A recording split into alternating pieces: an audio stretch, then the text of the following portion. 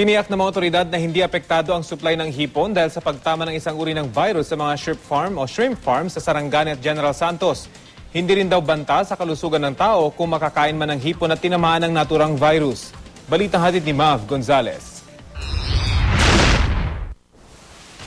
Ito ang Vanemy variety ng hipon o maliliit na hipong puti na karaniwang pinaparami sa Barangay Kawa sa Sarangani. Pero Nobyembre pa raw ng nakaraang taon, wala na silang inaalaga ang hipong puti dahil sa pagtama ng tinatawag na white spot syndrome virus.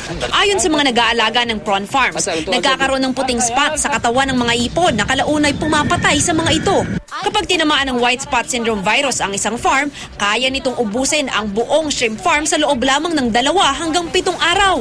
Lubong, sunog. Gina-disinfect siya sa chlorine para at least mawala ang virus.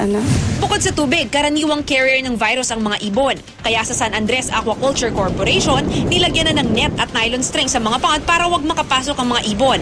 Sa ngayon, meron pang virus sa tubig sa mga shrimp farm sa Sarangani, pero confined naman daw ito sa Sarangani General Santos area. Ang Sarangani ang isa sa mga pinakamalaking source ng hipon sa Pilipinas. At dahil sa virus, tinatayang kalahating taon silang mawawala ng supply.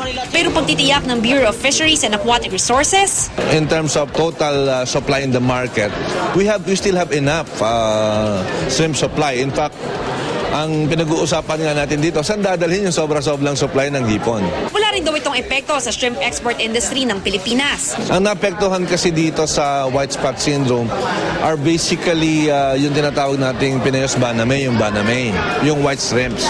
But hindi naman tinamaan yung ating production ng exportable na black tiger shrimp. Tinitiyak naman ng BFAR na hindi maaapektuhan ng white spot syndrome virus ang isang tao kung makakain man siya ng hipong infected nito. Ang virus is species specific. At saka yung hindi mo naman kinakain yun. Generally, pag nagkaroon ng virus, hindi yun na ibibinta. Mav Gonzalez, GMA News.